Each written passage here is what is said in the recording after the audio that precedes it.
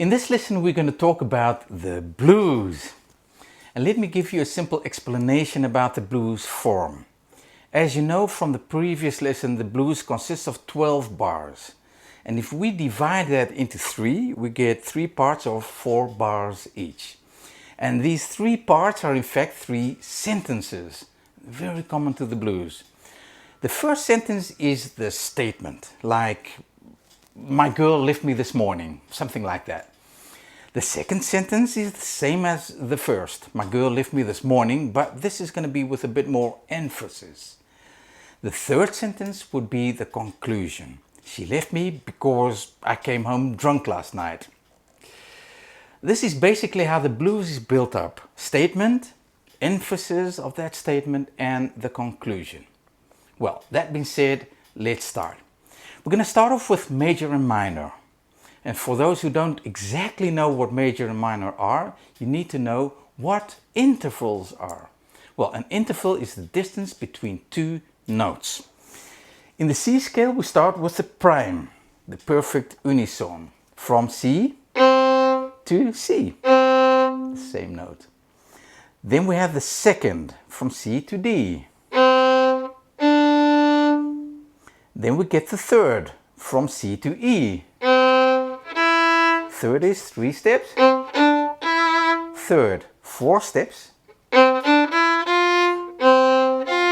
That's the fourth. The fifth, of course.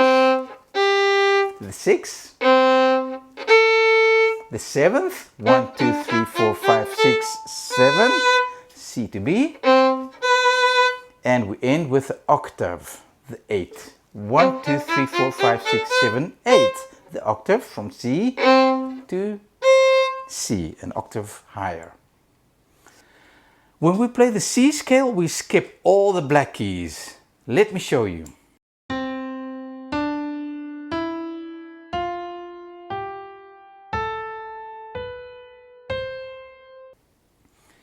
We have 7 different notes now. If we would play all the keys, we would be playing a chromatic scale.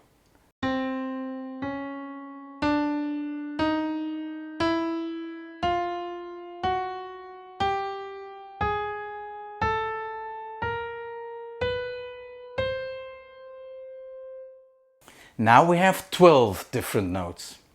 If we play a chromatic scale, all intervals are a semitone apart. That's a half a tone distance. And 2 semitones, 2 half tones, make a whole tone. You get it? Confused? Okay, I'm going to show you. Let's do this, the scale of C, and that's all the white keys again. So from C to D, you see we skip the first black key. So from C to D will be a whole tone, and that's built up from 2 half tones. C to C sharp, and C sharp to D. Okay, let's take it from D to E. Same story, it's a whole tone. D, D sharp, and E. From E to F, that's a half step, half semitone. Nothing in between. From F to G, you see it, a whole tone again, whole tone. From G to A, whole tone again. From A to B, a whole tone again.